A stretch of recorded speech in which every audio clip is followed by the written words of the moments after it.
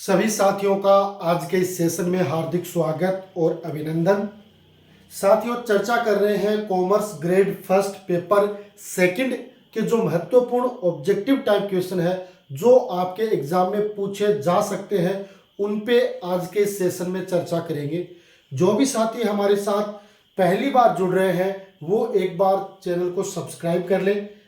साथ में जिन्होंने अभी तक सेशन को शेयर नहीं किया है वो एक बार कॉमर्स के जो विद्यार्थी हैं उनको शेयर कर दें अपने व्हाट्सएप ग्रुप पे, अपने टेलीग्राम ग्रुप पे, अपने जो भी चाहने वाले हैं जो कॉमर्स ग्रेड फर्स्ट 340 पोस्टों पर तैयारी कर रहे हैं। और अगर पोस्ट बढ़ती है तो उनके लिए सोने पे सुहागा वाली बात भी हो जाएगी। तो आज का सेशन है बड़ा ही खास और इन्फॉर्मेटिव होने वाला है।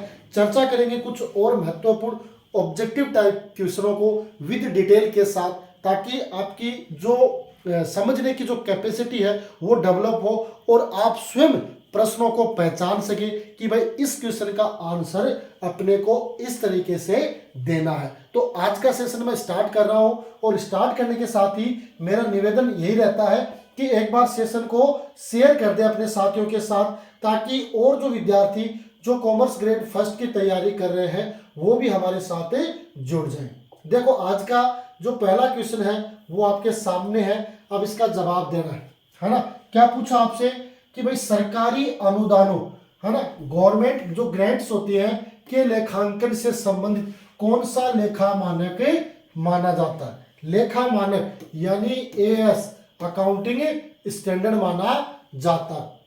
तो अब आपको देखना होगा किन से रिलेटेड है ना। जो लेखा मानक 4 है ना, वो किससे 14 सॉरी, जो लेखा मानक 14 है वो किससे संबंधित है, एकीकरण से संबंधित, अमालगमेशन से संबंधित है। वो लेखा मानक आपका 13, लेखा मानक जो आपका 13, लेखा मानक 14 एकीकरण से, लेखा मानक जो 13 है वो क्या है, वो है विनियोगों के लिए लेखांकन। किसके लिए, विनियोगों, विनियोगों के लिए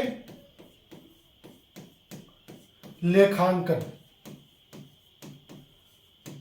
विनियोगों के लिए लेखांकन है वो लेखा मानक 13 माना जाता है। लेखा मानक 12 की बात करें तो ये किससे रिलेटेड है, ये आपका है सरकारी, सरकारी अनुदानों, सरकारी अनुदानों का लेखांकन है वो लेखा मानक, लेखा मानक किसमें किया जाता है, 12 में किया जाता है।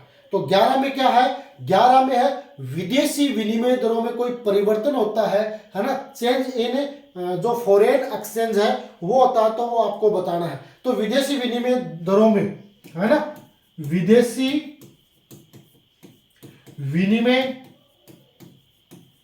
विनिमय दरों में परिवर्तन, विदेशी विनिमय दरों में परिवर्तन का जो प्रभाव होता है वो आपका किस में आता है, लेखा मानक 11 में आता है। तो यहां पर पूछा क्या है कि भाई सरकारी अनुदानों से, तो लेखा मानक 14 है वो आपका एकीकरण से है, लेखा मानक 13 है वो विनियोगों के लेखांकन है, लेखा मानक 12 है वो सरकारी अनुदानों से है। तो इसका आंसर क्या हो जाएगा, सी है वो इसका सही आंसर हो जाएगा। लेखा मानक 11 है वो आपका विदेशी विनिमय दरों में परिवर्तन से रिलेटेड है। तो आपके जो अकाउंटिंग स्टैंडर्ड है वो आपके दिमाग में पूरी तरीके से तैयार होने चाहिए, क्योंकि जो आपके लेखा मानक है, इंडियन लेखा मानक और लेखा मानक, इन दोनों में से क्वेश्चन है वो परीक्षा में पूछे जाने की पूरी संभावना है। तो इसलिए अपने को ये सारी चीज है वो ध्यान में रखनी है।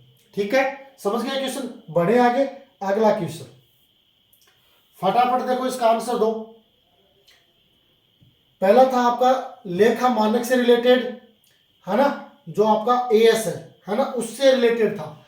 अब आपका किससे है, सीएएस, है ना, सीएएस यानी प्रत्यक्ष व्यय, जो आपके डायरेक्ट एक्सपेंसेस होते हैं उनसे संबंधित लागत लेखांकन मानक कौन सा है, सीएएस, कॉस्ट अकाउंटिंग स्टैंडर्ड, है ना। इसमें क्या पूछा आपका, ये क्वेश्चन है आपका कॉस्टिंग का। तो कॉस्टिंग में आपका कॉस्ट अकाउंटिंग स्टैंडर्ड चलता है, तो उसके लिए आपके कौन से मानक है, लेखा मानक 11 है वो किससे रिलेटेड है ना, ये आपको बताना। इसमें पूछा प्रत्यक्ष से, लेकिन हर पॉइंट को जो ऑब्जेक्ट में दे रखा है, यानी आपके ऑब्जेक्टिव क्वेश्चनों में दे रखा है, उसमें हर पॉइंट को अपन समझेंगे तो हमारे ज्यादा क्वेश्चन है वो एक्सप्लेन हो जाएंगे। तो लेखा मानक 11 किससे रिलेटेड है? प्रशासनिक वे। किससे? प्रशासनिक वे। जो आपके प्रशासनिक वे हैं उनसे रिलेटेड आपका लागत लेखांकन 11 माना जाता है। तो 9 किससे है? तो आपका 9 होगा पैकिंग सामग्री से। किससे? पैकिंग वे, है ना, पैकिंग वे से रिलेटेड या पैकिंग सामग्री की लागत, पैकिंग सामग्री की लागत है वो आपकी लेखा मानक 9 में होगी, है ना। तो लेखा मानक 12 किससे रिलेटेड होगा? तो 12 होगा मरम्मत एवं रख रखाव। मरम्मत एवं रख रखाव वे है वो आपका लेखा मानक 12 से रिलेटेड होगा, है ना। और 10 किससे होगा? आपका प्रत्यक्ष व्यय से, है ना। प्रत्यक्ष व्यय है उससे रिलेटेड, जिसे डायरेक्ट एक्सपेंसेस कहते हैं या लागत भी कह सकते हैं। प्रत्यक्ष व्यय या लागत है वो किससे रिलेटेड होगी? लेखा मानक 10 से। तो यहां पर कॉस्ट अकाउंटिंग स्टैंडर्ड के बारे में पूछा, तो आपका जो CS 11 है वो प्रशासनिक से हो गया, CA 9 है वो पैकिंग सामग्री की लागत से हो गया, CAS 12 है वो मरम्मत और रखरखाव हो गया, और CA आपका 10 है वो प्रत्यक्ष व्यय या लागत हो गया। ये आपके कॉस्ट अकाउंटिंग के मानक माने जाते हैं, और कॉस्टिंग के भी आपके कुछ टॉपिक है वो सिलेबस में दे रखे हैं, तो उन्हीं के अकॉर्डिंग मानक है वो अपन तैयार कर रहे हैं, है ना। तो अब आपको समझ गए प्रत्यक्ष व्यय का आंसर क्या हो जाएगा? डी है वो इसका सही आंसर हो जाएगा कि आपका CAS है 10 वो प्रत्यक्ष व्यय या प्रत्यक्ष लागत से रिलेटेड है वो माना जाता। ओके, बढ़े आगे। अगला क्वेश्चन बताओ। देखिए इसका जवाब तो फटाफट आप दे दोगे मेरे हिसाब से। अब आपको इसमें किसी प्रकार की कोई दिक्कत नहीं होनी चाहिए कि भारत में चार्टेड अकाउंटेंट संस्थान ICAI की स्थापना कब हुई थी? ICAI की स्थापना कब हुई थी? 1 जून 1948, 1 जुलाई 1948, 11 जून 1950, 1 जुलाई 1949। बताओ देखिए, है ना।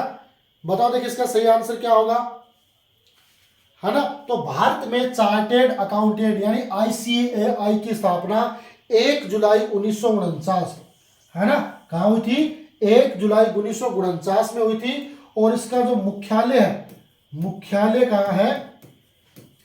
मुख्यालय आपका नई दिल्ली।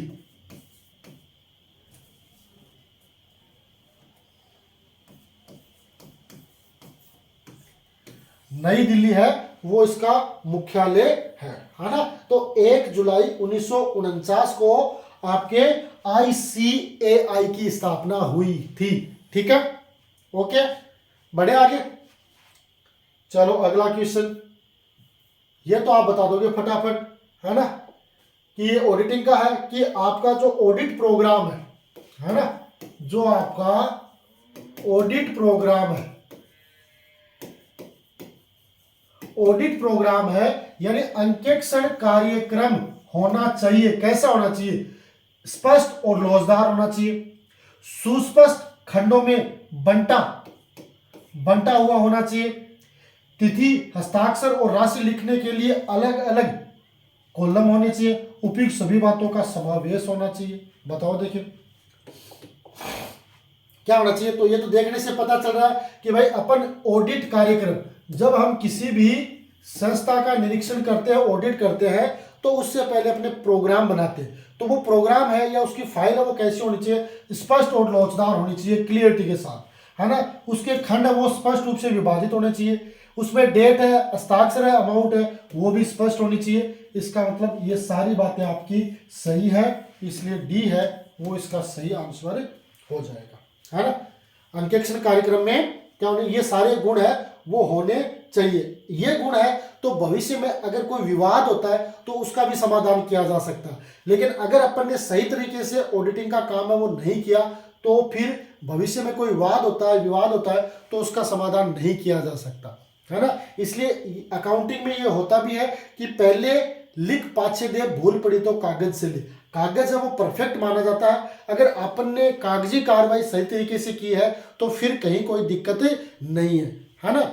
कागज की अगर बात नहीं करें तो सही तरीके से अगर कोई डिटेल नहीं लिखते हैं तो वो अपनी दिक्कत पैदा कर सकती है, ठीक है। ये आपका अंकेक्षण कार्यक्रम में होना चाहिए। बढ़े आगे, बताओ देखें इसका आंसर फटाफट आना चाहिए आपका कमेंट बॉक्स में कि भारतीय कंपनी अधिनियम 2013 में कुल कितनी धाराएं थी। देखो कंपनी अधिनियम एक तो आपका 1956 है और फिर लेटेस्ट कंपनी अधिनियम 2013 है ना, ये दो चीजें। अब इसमें पूछा कि 2013 में कितनी थी, 420 धाराएं, 470 धाराएं, 370 धाराएं, 470 धाराएं और 520 धाराएं। ये आपको पूछिए कंपनी अधिनियम 2013 में। अब अगर बात करें कि भाई 56 में कितनी थी, तो ये भी अपने को पता होनी चाहिए। तो 1956 का जब अधिनियम लागू होता था तो उसमें आपकी धाराएं कितनी थी, क्योंकि दो चीजें होती हैं, एक तो धाराएं और एक अनुसूची। तो धाराएं तो थी 658 और अनुसूची कितनी थी, 14 अनुसूचियां थी किसमें, कंपनी अधिनियम 1956 में, है ना। यह बात आपको ध्यान में रखनी है। अब कंफ्यूज मत होना, है ना, कंफ्यूज नहीं होना है। कंपनी अधिनियम 1956 में धाराएं कितनी थी, 658 और अनुसूची थी 14। फिर आ गया कंपनी अधिनियम 2013। तो कंपनी अधिनियम 2013 में धाराएं कितनी थी, है ना, क्योंकि धाराओं और अनुसूची को अलग अलग बांटा गया है। तो धाराएं कितनी थी, 470 और अनुसूची कितनी थी, 7 अनुसूची और 470 धाराएं इसको मानी जाती है ना, इसमें शामिल की जाती है। अब इनमें बात करें कि कंपनी अधिनियम ये बनाकर, तो आपको पता है कि कंपनी अधिनियम है वो 2013 था, है ना। उसे सबसे पहले, है ना, सबसे पहले लोकसभा में प्रस्तुत किया गया था। लोकसभा में कब प्रस्तुत किया गया था, 18 दिसंबर 2012। कब, 18 दिसंबर 2012 में लोकसभा में प्रस्तुत किया गया। उसके बाद होता है ये राज्यसभा में, है ना, राज्यसभा में प्रस्तुत, है ना, क्योंकि अपने संविधान में कोई भी कानून बनता है तो उसके लिए प्रोसेस होती है, पहले वो लोकसभा में, फिर राज्यसभा में, फिर राष्ट्रपति। तो फिर राज्यसभा में कब प्रस्तुत किया गया था, राज्यसभा में 8 अगस्त 2013 को प्रस्तुत किया गया था। और उसके बाद राष्ट्रपति के पास, है ना, तो राष्ट्रपति के पास कब प्रस्तुत किया गया था, 29 अगस्त 2013, है ना। ये 3 प्रोसेस है वो अपने को ध्यान में रखनी है, ठीक है। कंपनी अधिनियम 2013 में 470 धाराएं, 7 अनुसूचियां।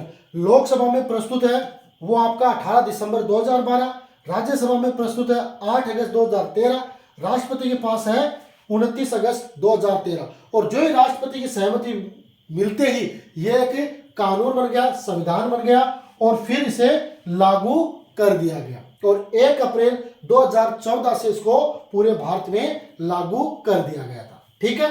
तो ये अपने को ध्यान में रखना। तो ये पूछा 2013, तो 2013 में कितनी धाराएं थी, 470 धाराएं शामिल की गई है। और बात करें 56 की तो उसमें 658 और 14 अनुसूचियां, ठीक है। ये अपने को, यानी कुल कुछ बातें हैं वो कम की गई है, धाराएं पहले ज्यादा थी, अब उनको लिमिट करके 470 किया गया। अनुसूचियां भी 14 थी, उनको 7 किया गया, ठीक है। ओके, बढ़े आगे, अगला क्वेश्चन। समझ में आ गई सारी बात, बताओ। देखें ये बिजनेस का क्वेश्चन है ना। बिजनेस का क्या पूछा है कि एक कंपनी में अधिकारों के भार किए गए कार्यों का प्रभाव क्या होता है, कार्य व्यर्थ हो जाते हैं, ऐसे कार्यों की पुष्टि संभव नहीं है, संचालकों का व्यक्तिगत दायित्व होता है, या उपयुक्त सभी। बताओ देखिए क्या होगा इसका सही आंसर, फटाफट आपको रिप्लाई करना है। एक कंपनी में अधिकारों के बाहर किए गए कार्यों का क्या प्रभाव होता है, यह आपको बताना है।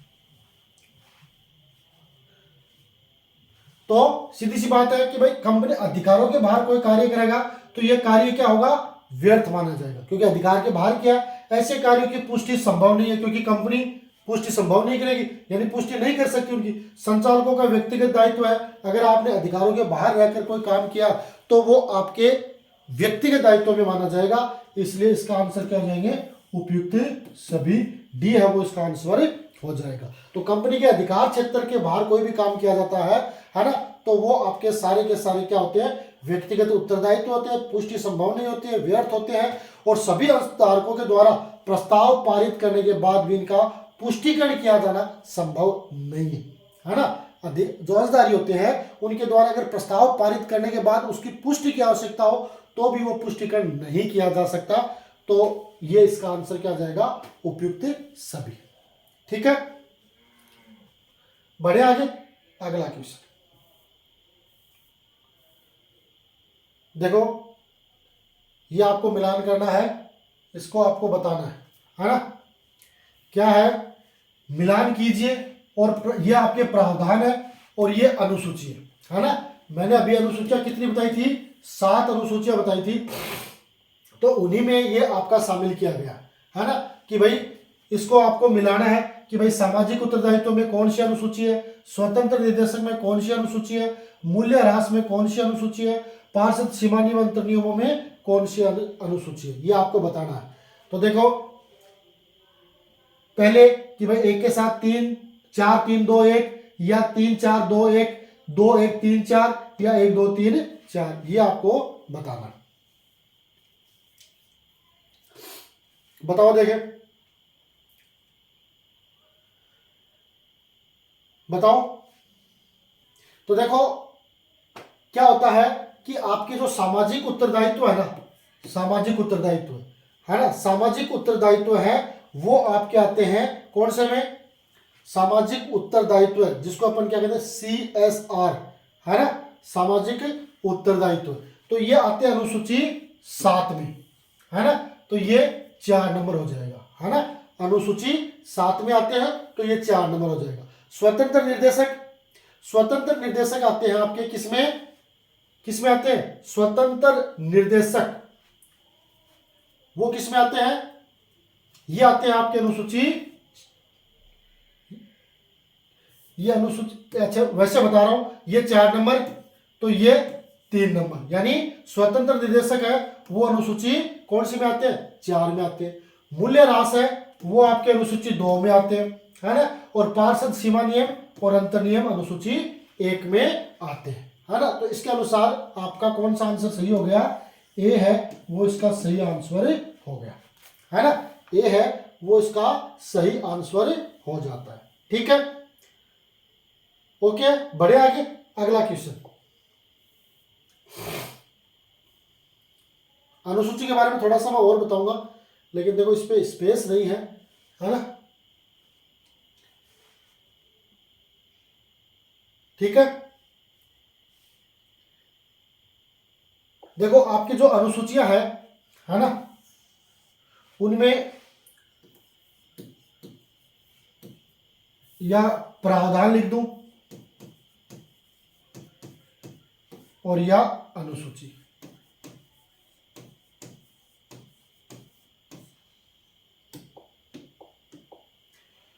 जो पहली प्रावधान है वो किस रिलेटेड है, पार्षद सीमा नियम और अंतर नियम, पार्षद सीमा नियम एवं अंतर नियम, ये कौन सी है, ये अनुसूची फर्स्ट है ना। दूसरा आता है आपका मूल्य ह्रास, मूल्यह्रास, ये अनुसूची सेकंड है। 7 अनुसूचियां है ना। तीसरा आता है आपका वित्तीय विवरणों का प्रारूप, ये आपका अनुसूची 3 में आता है। वित्तीय विवरणों का प्रारूप है वो अनुसूची 3 में आता है। चौथा होता है आपका स्वतंत्र निर्देशक,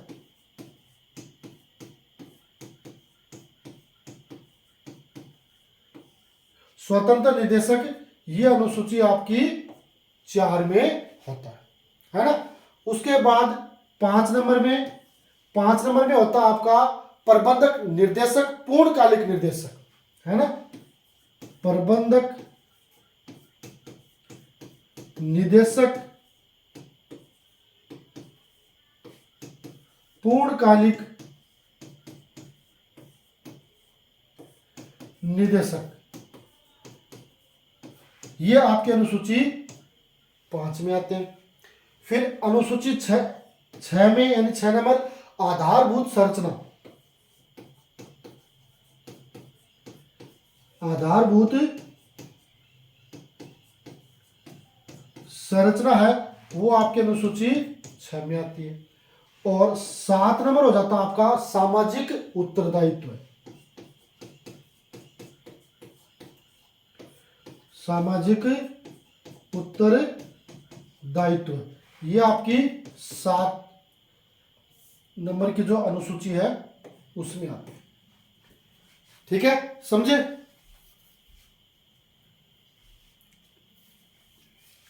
सही है सारी चीज कि भाई अब इन अनुसूचियों को आपको याद कर लेना है ना। कि क्या लिख रखा है इसमें कि भाई पहली जो अनुसूची है उसमें पार्षद, सीमा नियम और अंतर नियम आते हैं, है ना। दूसरी अनुसूची है उसमें मूल्यह्रास आता है। तीसरी अनुसूची है वो वित्तीय विवरणों के प्रारूप से रिलेटेड है। चौथी अनुसूची है वो स्वतंत्र निर्देशक है। 5वीं है प्रबंधक निदेशक और पूर्णकालिक निर्देशकों की नियुक्ति से संबंधित है। 6 नंबर है वो आपके आधारभूत संरचना से रिलेटेड है। और 7 नंबर है वो आपके सामाजिक उत्तरदायित्व से संबंधित है ना।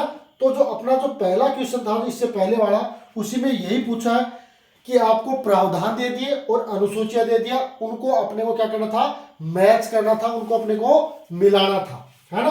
अब इसमें क्या कर दिया मैंने, सातों जो अनुसूची, क्योंकि 470 धाराएं और 7 अनुसूचियां, है ना, तो धाराएं तो हो सकता है कि वो आपसे पूछे या न पूछे, लेकिन अनुसूची क्योंकि लिमिट की है तो अनुसूचियों के मैचिंग के बारे में वो आपसे पूछ सकता है। तो इसलिए अपने को इस आधार पर ध्यान रखना। तो ये अनुसूची आपकी महत्वपूर्ण रहेगी, है ना। इनको आप नोट करना चाहो तो नोट कर सकते हो, क्योंकि ये अनुसूचियां एग्जाम की दृष्टि से खास और विशेष है। ठीक है, ओके, बढ़े आगे। अगला क्वेश्चन, ये आपके सामने अगला क्वेश्चन, बताओ देखिए इसका आंसर क्या, इसका आंसर होने वाला है।